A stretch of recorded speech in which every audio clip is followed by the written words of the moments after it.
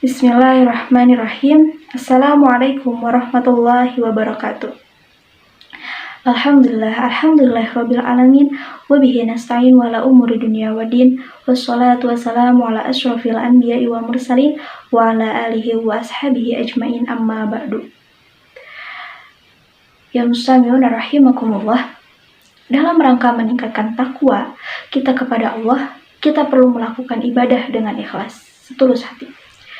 Tujuan kita diciptakan oleh Allah Subhanahu wa Ta'ala tiada lain kecuali untuk beribadah atau mempersembahkan semua gerak tubuh kita sepanjang hidup hanya karena Allah Subhanahu wa Ta'ala. Allah Subhanahu wa Ta'ala berfirman, "Wa ma khalaqtul jinna wal insa illa liya'budun." Allah berfirman, "Dan aku tidak menciptakan jin dan manusia kecuali untuk beribadah kepadaku." Quran Surat Az-Zariyat ayat 56. Bukan berarti selama 24 jam kita hanya boleh menghabiskan waktu untuk sholat dan membaca Al-Quran saja. Namun, sekolah, belajar, bekerja, membantu orang tua, berbaik budi pekerti kepada teman, makan, minum, dan sejenisnya, bisa juga bernilai ibadah tergantung niat kita. Semua itu merupakan bagian dari ibadah, persisnya ibadah ghairu mahdhah. Ibadah, baik mahdhah maupun ghairu mahdhah, masing-masing membutuhkan niat yang ikhlas, murni karena Allah. Jika tidak mampu ikhlas secara penuh, seseorang hanya akan diberi pahala dengan persentase sebesar mana ikhlasnya.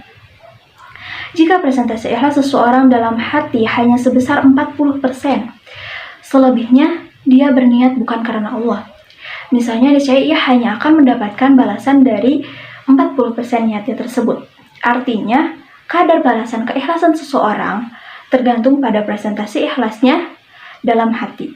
Sebagaimana disebutkan dalam hadis Sahih Bukhari yang pertama kali disebut, riwayat dari Sayyidina Umar bin Khattab radhiyallahu anhu. "Innamal a'malu binniyat wa innamal likulli imri'in ma nawa." Sesungguhnya amal-amal itu tergantung dengan niatnya dan setiap orang tergantung atas apa yang ia niatkan.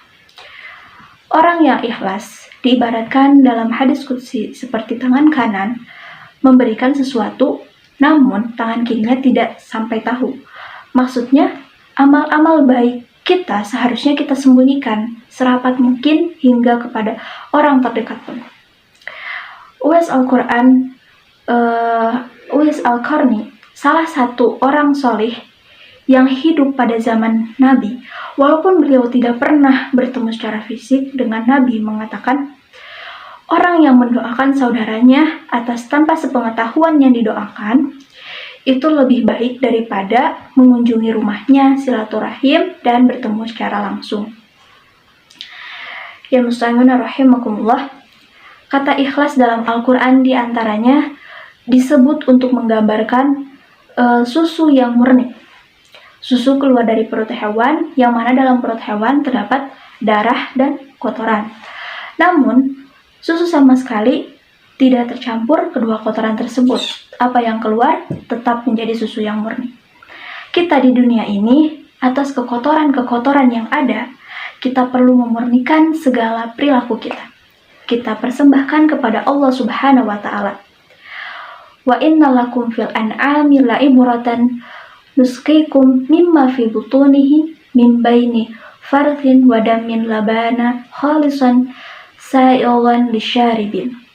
Dan sungguh, pada hewan ternak itu benar-benar terdapat pelajaran bagi kamu. Kami memberimu minum dari apa yang ada dalam perutnya berupa susu murni antara kotoran-kotoran dan darah yang mudah ditelan bagi orang yang meminumnya. Quran Surat Al-An'am ayat 68. Ya mustami'un rahimakumullah. Dengan demikian, perlu kita ketahui ikhlas mempunyai definisi sebagai berikut. Al-ikhlasu huwa tajridu qasdi at-taqarrubi ilallahi ta'ala an jami'is syawahid. Ikhlas adalah memurnikan tujuan taqarrub kepada Allah Ta'ala dari segala hal yang mencampurinya. Oleh karena itu, ikhlas menduduki posisi kunci dalam semua kegiatan kita. Mari kita selalu berusaha dan berdoa kepada Allah. Semoga kita dipermudah oleh Allah dalam beribadah dengan balutan ikhlas lillahi ta'ala. Anta budallah ka'annaka tarahu fa illam takun tarahu fa innahu yaraka. Beribadahlah kepada Allah seakan-akan kamu melihatnya. Jikapun kamu tidak melihatnya, sesungguhnya Allah melihatmu. Mungkin cukup sekian yang dapat saya sampaikan. Mari kita perbaiki ibadah kita.